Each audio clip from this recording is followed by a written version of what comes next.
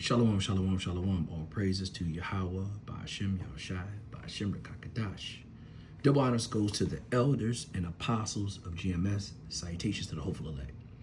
This is Arabiah coming at you from the Chicago camp with a quick lesson. I titled this lesson, U.S.-Iran Ceasefire.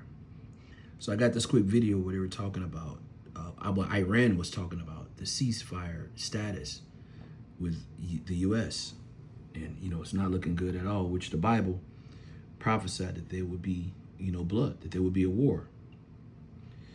So anyway, before I play this, I want to read a quick scripture. I want to go to Job chapter 9, verse 24. It says, the earth was given unto the hands of the wicked.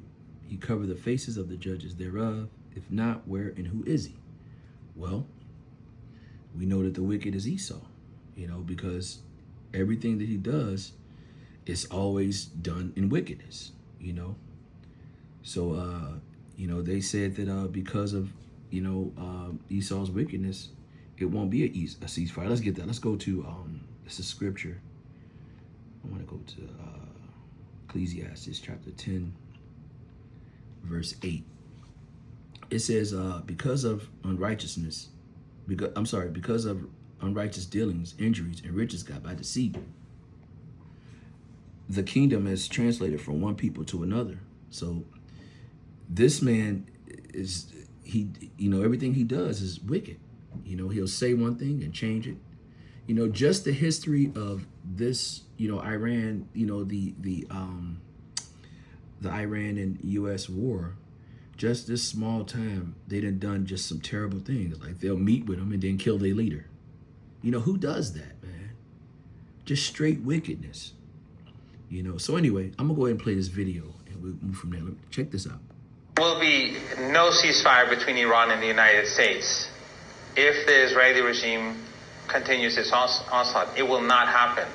There is 0% chance of it happening. It is out of the question. And the Americans do not have much time. As I said, experts, credible experts, are saying that U.S. oil reserves and strategic reserves across the West are running out in the next few weeks. So when that happens, then no one can any longer talk down the markets. Trump will no longer be able to sustain the current situation. The price of fuel will go through the roof. There will be a huge shortage, not just of oil, but of all those other commodities. And this will cause a devastating impact on the U.S. economy. Keep this in mind. As we speak, the U.S. and the West is taking out as much of its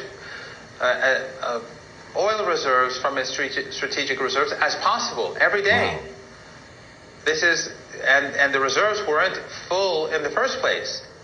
So 3 months of strangulation. The United States tried to strangle Iran, has become a double-edged sword. And the United States is now, its policies are leading to the strangulation of its own economy. And the people in the United States will see this increasingly in the weeks ahead. This is not me saying. I want to say this right quick. I want to read this quick scripture, but you see how the wickedness that this country has done over the period of time, and now you can see that it is coming back on them, and no longer can they deceive the masses of people. If they continue on this same course, that they're going to be exposed. People are going to see that they lied about everything. Let's go to Psalms chapter 10. I'm going to start at verse 6. It says, he has said in his heart, I shall not be moved.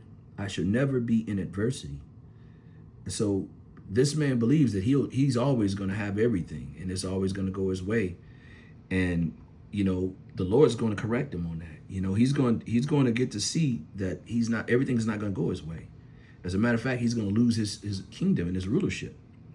Verse 7, it says, his mouth is full of cursing, deceit, and fraud, and under his tongue is mischief and vanity.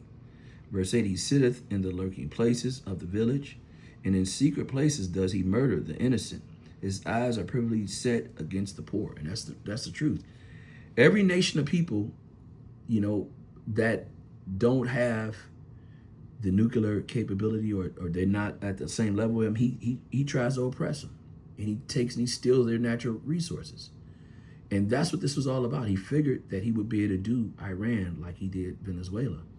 And it didn't go the same way.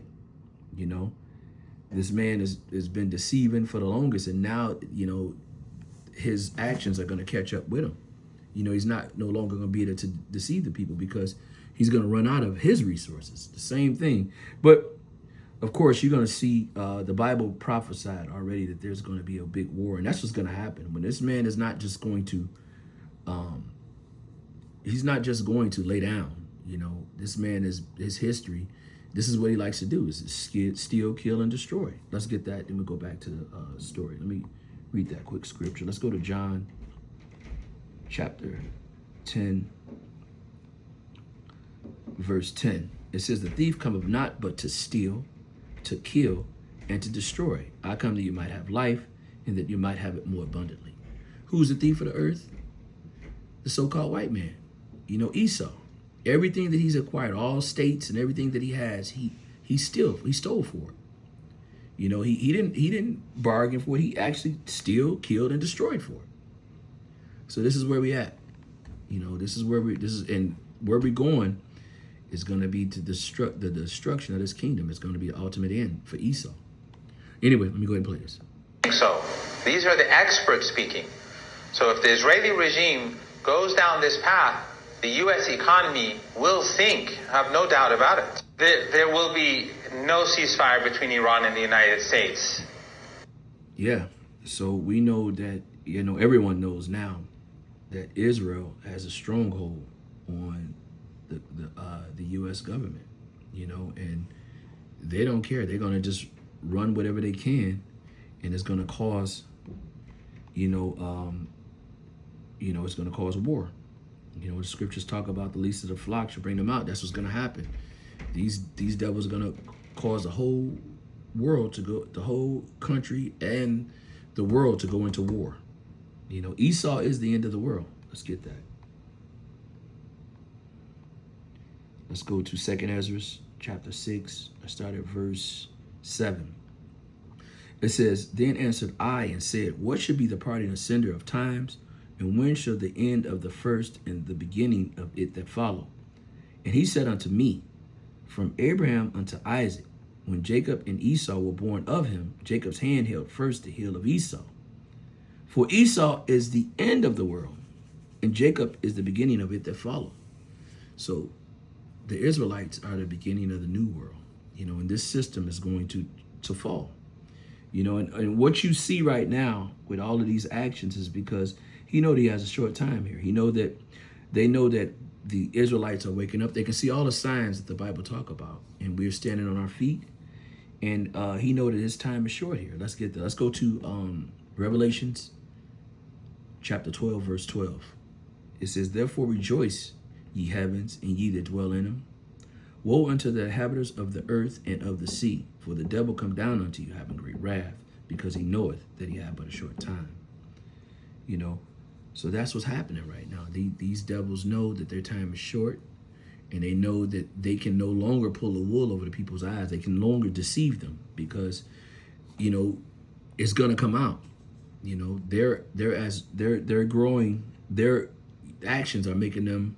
Should I say the people that's in control of them, which is Israel, is making them weak. You know, and it's worsening their situation.